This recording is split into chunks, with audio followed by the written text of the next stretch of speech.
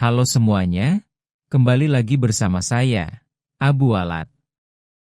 Pada kesempatan kali ini di aktivitas belajar 11, materinya adalah aplikasi email dan World Wide Web. Di materi ini kita akan mempelajari bagaimana aplikasi surat elektronik atau email digunakan sebagai sarana komunikasi digital yang cepat dan efisien. Selain itu, kita juga akan membahas World Wide Web sebagai layanan internet yang memungkinkan kita mengakses berbagai informasi melalui web browser. Kita juga akan mengenal berbagai protokol pendukung seperti SMTP, POP3, IMAP, HTTP, dan HTTPS yang berperan penting dalam proses komunikasi dan pertukaran data di internet. Melalui pembelajaran ini, diharapkan teman-teman dapat memahami konsep dasar layanan email dan web, serta penerapannya dalam kehidupan sehari-hari maupun di dunia kerja. Baik, langsung saja kita masuk ke materi pembelajaran. Pada materi ini kita akan membahas tentang Simple Mail Transport Protocol atau SMTP, yaitu protokol yang digunakan untuk proses pengiriman email melalui jaringan internet. SMTP bekerja dengan metode end-to-end, di mana SMTP klien akan menghubungi SMTP server untuk mengirimkan pesan email ke tujuan. Dalam prosesnya, SMTP server melayani komunikasi pengiriman email menggunakan port default 25. Setelah klien terhubung ke server, email akan dikirim dan server akan memberikan respon atau konfirmasi bahwa proses pengiriman berhasil dilakukan. Setiap pesan SMTP memiliki dua bagian utama, yaitu header atau amplop yang berisi informasi pengirim dan penerima sesuai standar RFC 822, serta konten yang berisi isi pesan email yang akan dikirimkan. SMTP menjadi salah satu protokol penting dalam komunikasi digital karena memastikan email dapat dikirim dari pengirim ke penerima secara cepat, efisien, dan terstruktur melalui jaringan internet. Pada materi ini kita akan membahas tentang diagram alir pertukaran surat menggunakan protokol SMTP atau Simple Mail Transport Protocol. Diagram ini menjelaskan bagaimana proses komunikasi terjadi antara SMTP klien sebagai pengirim dan SMTP server sebagai penerima dalam proses pengiriman email. Proses dimulai ketika klien membangun koneksi ke server.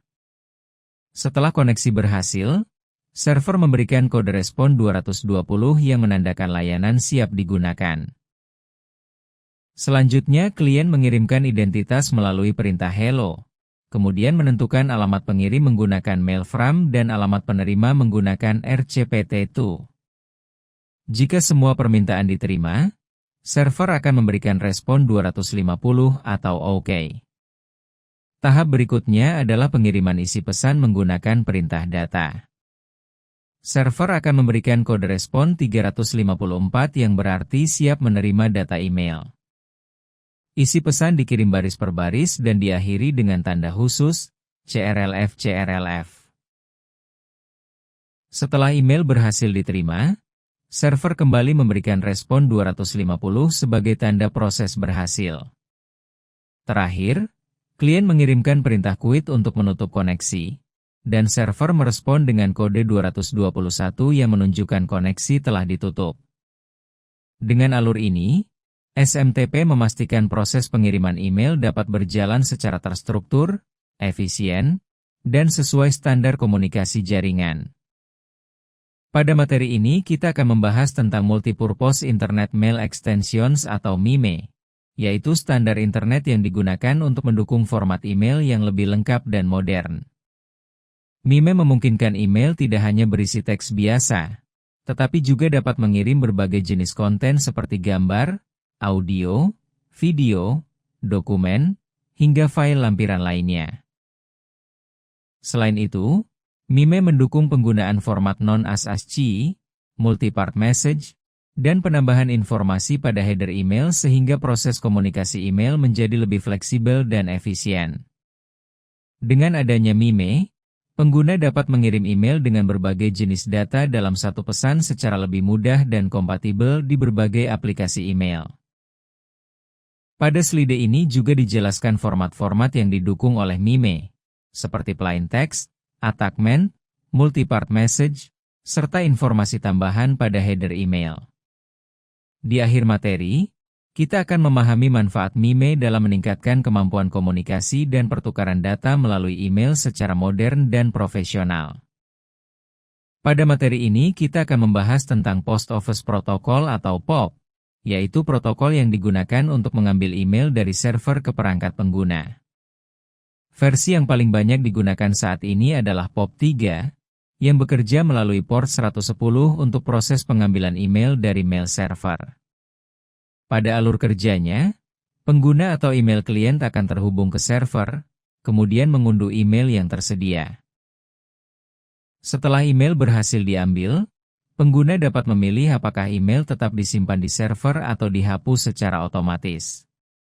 Karena email sudah tersimpan di komputer pengguna, POP 3 sangat cocok digunakan pada kondisi jaringan yang tidak selalu aktif atau koneksi internet yang terbatas. Di materi ini kita juga akan mempelajari perkembangan versi POP, fitur utama POP 3, proses koneksi antara klien dan mail server, serta beberapa pilihan pengelolaan email seperti retrieve a message, leave message on server, hingga delete message on server. Dengan memahami POP 3, kita dapat mengetahui bagaimana mekanisme pengambilan email bekerja dan bagaimana protokol ini membantu pengelolaan email menjadi lebih fleksibel dan efisien.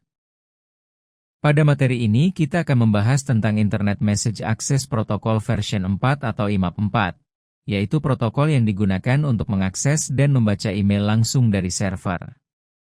Berbeda dengan POP 3 yang mengunduh email ke perangkat pengguna, IMAP 4 memungkinkan email tetap tersimpan di server sehingga dapat diakses dari berbagai perangkat secara sinkron. IMAP 4 bekerja melalui port 143 dan mendukung berbagai fitur modern seperti pengelolaan folder atau mailbox, sinkronisasi email di banyak perangkat, serta pencarian dan manajemen email yang lebih fleksibel. Karena email tetap berada di server, pengguna dapat membuka inbox yang sama melalui laptop, smartphone, maupun komputer lain dengan isi email yang selalu terbarui.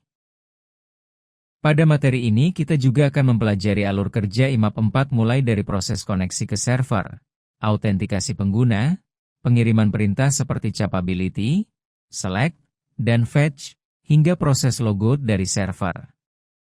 Selain itu, akan dijelaskan contoh sesi komunikasi IMAP 4 serta standar internet yang digunakan yaitu RFC 3501. Dengan memahami IMAP 4, kita dapat mengetahui bagaimana sistem email modern bekerja secara sinkron, aman, dan efisien untuk mendukung akses email dari mana saja dan kapan saja. Pada materi ini kita akan membahas tentang cara kerja email, mulai dari proses pengiriman hingga penerimaan email melalui jaringan internet. Dalam sistem email terdapat beberapa komponen utama seperti MUA, MTA, SMTP, POP 3, dan IMAP 4. Pengguna menggunakan MUA atau Mail User Agent, seperti Outlook, Thunderbird, atau Gmail App, untuk menulis, membaca, dan mengirim email. Saat email dikirim, klien akan menggunakan protokol SMTP melalui port 25, 587, atau 465 menuju mail server pengirim. Mail server pengirim atau MTA kemudian meneruskan email ke mail server penerima menggunakan protokol SMTP. Setelah email diterima, server akan menyimpan email dalam format penyimpanan seperti Mbox atau Maildir. Mbox menyimpan seluruh email dalam satu file, sedangkan Maildir menyimpan email dalam struktur folder terpisah. Untuk membaca email, pengguna dapat menggunakan POP 3 atau IMAP 4. POP 3 digunakan untuk mengambil email dari server ke perangkat pengguna melalui port 110. Sedangkan IMAP 4 memungkinkan email tetap tersimpan di server dan dapat diakses dari berbagai perangkat melalui port 143 atau 993. Dengan mekanisme ini, proses komunikasi email dapat berjalan dengan cepat, terstruktur, dan efisien, mulai dari klien, mail server pengirim, mail server penerima, hingga email diterima oleh pengguna. Pada materi ini kita akan membahas tentang Hypertext Transfer Protocol atau HTTP, yaitu protokol yang digunakan untuk transfer informasi di World Wide Web. HTTP berfungsi sebagai media komunikasi antara klien atau browser dengan web server untuk mengakses halaman web dan berbagai data di internet. Cara kerja HTTP dimulai ketika klien, seperti browser di komputer atau smartphone, mengirimkan HTTP request ke server untuk meminta halaman web. Setelah itu, server akan memproses permintaan dan mengirimkan HTTP response berupa halaman HTML atau data lainnya kembali ke klien. HTTP digunakan untuk mengambil dan menampilkan halaman web, mengakses file seperti gambar, video, CSS, dan JavaScript, serta mendukung navigasi antar halaman menggunakan hyperlink. Selain itu, HTTP juga digunakan pada komunikasi web API untuk pertukaran data antar aplikasi. Untuk meningkatkan keamanan, HTTP dapat dikombinasikan dengan SSL atau TLS sehingga menjadi HTTPS. Dengan HTTPS, data yang dikirimkan antara klien dan server menjadi lebih aman dan terenkripsi.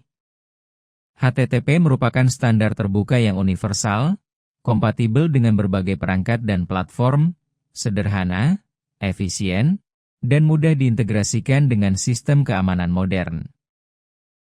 Jadi, HTTP adalah protokol utama yang memungkinkan pengguna mengakses informasi dan layanan di internet melalui komunikasi antara browser dan web server. Pada materi ini, kita akan membahas tentang 8 metode pada HTTP yang digunakan untuk menentukan tindakan terhadap suatu resource di server. Metode HTTP membantu komunikasi antara klien dan server agar proses pertukaran data di web berjalan terstruktur.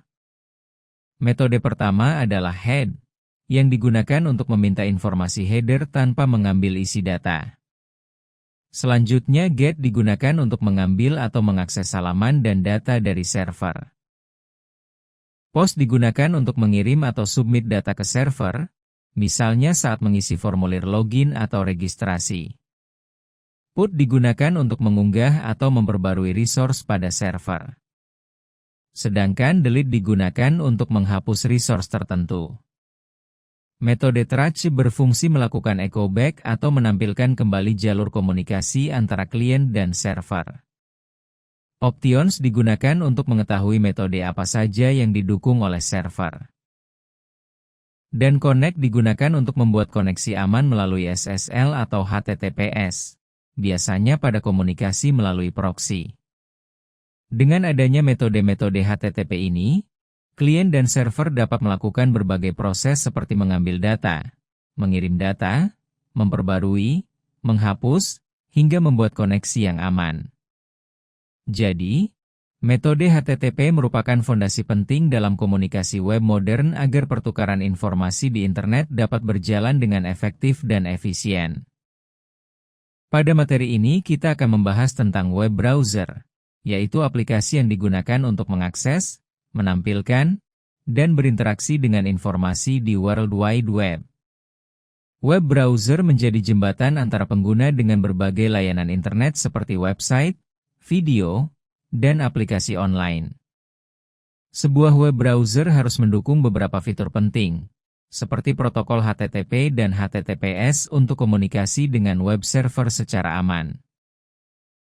Browser juga mendukung HTML, XML, dan XHTML untuk menampilkan halaman web, serta CSS untuk mengatur tampilan agar lebih menarik. Selain itu, browser dapat menampilkan berbagai format gambar seperti GIF, PNG, JPEG, dan SVG. Browser modern juga mendukung JavaScript dan Smart Request agar halaman web menjadi lebih dinamis dan interaktif tanpa perlu memuat ulang halaman. Fitur lain yang penting adalah Cookie untuk menyimpan informasi pengguna, Digital Certificate untuk keamanan dan autentikasi, Favicon sebagai identitas website, serta RSS dan Atom untuk memperoleh pembaruan konten secara otomatis. Dengan adanya web browser, pengguna dapat mengakses informasi dari seluruh dunia dengan lebih cepat, aman, dan nyaman. Oleh karena itu, web browser menjadi salah satu aplikasi utama dalam penggunaan internet sehari-hari. Pada materi ini, kita akan membahas tentang fitur fundamental pada web browser yang mendukung pengalaman pengguna saat mengakses internet. Web browser tidak hanya digunakan untuk membuka halaman web, tetapi juga memiliki berbagai fitur penting agar proses browsing menjadi lebih cepat, nyaman, dan efisien. Fitur pertama adalah bookmark, yaitu fasilitas untuk menyimpan dan mengelola tautan website favorit agar dapat diakses kembali dengan mudah tanpa perlu mengetik alamat website secara berulang. Fitur kedua adalah caching dari isi web. Browser akan menyimpan salinan sementara dari halaman web yang pernah dibuka sehingga proses akses berikutnya menjadi lebih cepat dan penggunaan bandwidth dapat dikurangi. Fitur ketiga adalah dukungan media melalui plugin. Fitur ini memungkinkan browser memutar berbagai konten multimedia seperti video, animasi, atau audio dengan bantuan plugin tertentu, contohnya Macromedia Flash pada teknologi lama. Dengan adanya fitur-fitur tersebut, web browser mampu memberikan akses internet yang lebih cepat, mendukung berbagai jenis konten web, serta menciptakan pengalaman browsing yang lebih nyaman bagi pengguna. Pada materi ini, kita akan membahas tentang fitur tambahan pada web browser yang membantu pengguna dalam mengakses dan menjelajahi internet dengan lebih cepat, nyaman, dan efisien. Fitur pertama adalah auto-completion dari URL. Fitur ini membantu melengkapi alamat website secara otomatis saat pengguna mengetik di address bar, sehingga mempercepat pencarian dan mengurangi kesalahan penulisan alamat web. Fitur kedua adalah browsing secara tabular atau tab browsing. Dengan fitur ini, pengguna dapat membuka banyak halaman web dalam satu jendela browser dan berpindah antar halaman dengan lebih mudah menggunakan tab. Selanjutnya adalah navigasi spasial, yaitu fitur yang menampilkan informasi berbasis lokasi seperti peta, arah perjalanan, dan pencarian tempat di dunia nyata. Fitur ini sangat membantu dalam layanan berbasis lokasi.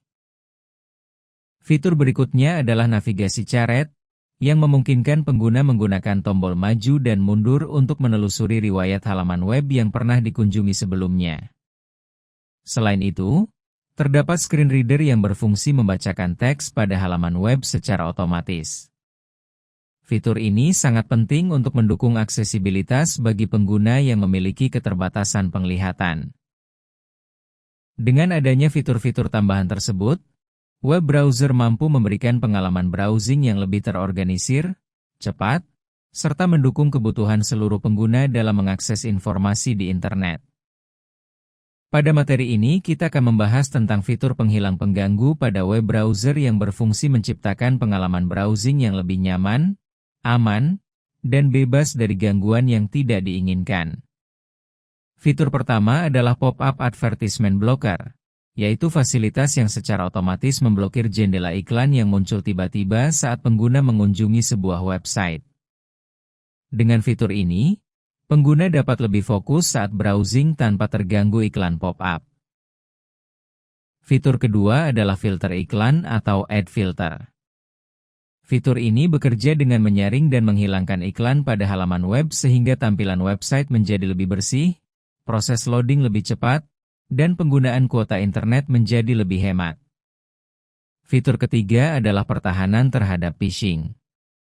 Browser modern mampu mendeteksi dan memberikan peringatan ketika pengguna membuka situs web palsu yang berusaha mencuri informasi pribadi, seperti password atau data akun pengguna.